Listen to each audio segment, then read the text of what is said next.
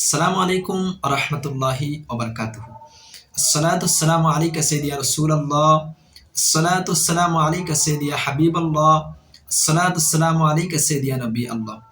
প্রিয় ইসলাম ভাইরা, আসুন আমরা একটি হাদিস শ্রবণ করি।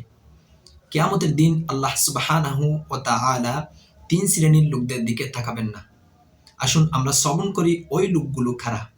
এক নাম্বার, যারা পুরুষ টাকনুর নিচে কাপড় পরিধান করে, ওই সমস্ত লোকদের দিকে আল্লাহ সুবহানাহু ওয়া তাআলা কিয়ামতের দিন তাকাবেন না।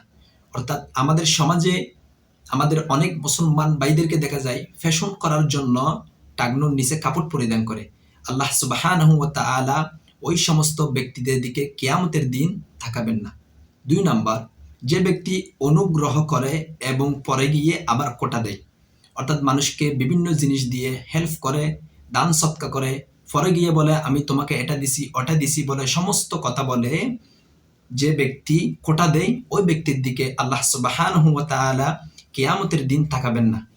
তিন নাম্বার, যে ব্যক্তি মিথ্যা শপথ করে পণ্য বিক্রয় করে, অর্থাৎ অনেক সময় দেখা যায় আমাদের অনেক ব্যবসায়ী ভাই ৫ টাকার জিনিসকে কিছুটা লাভ করার জন্য মিথ্যা শপথ করে ১০ টাকা দিয়ে বিক্রয় করে। ওই সমস্ত ব্যবসায়ী ভাইদের দিকে আল্লাহ সুবহানাহু ওয়া তাআলা কিয়ামতের দিন তাকাবেন না। আল্লাহ সুবহানাহু ওয়া তাআলা আমরা যা শুনেছি সবকিছু আমল করার তৌফিক দান করুক এবং বেশি বেশি নেক আমল করার তৌফিক দান করুক। ইনশাআল্লাহ আমরা সবাই যা শ্রবণ করেছি সবকিছু আমল করার চেষ্টা করব ইনশাআল্লাহ আযজা ওয়া জাল। সাল্লু আলাল হাবিব সাল্লাল্লাহু তাআলা আলা মুহাম্মদ সাল্লাল্লাহু আলাইহি ওয়াসাল্লাম। আসসালামু আলাইকুম ওয়া রাহমাতুল্লাহি ওয়া বারাকাতুহু।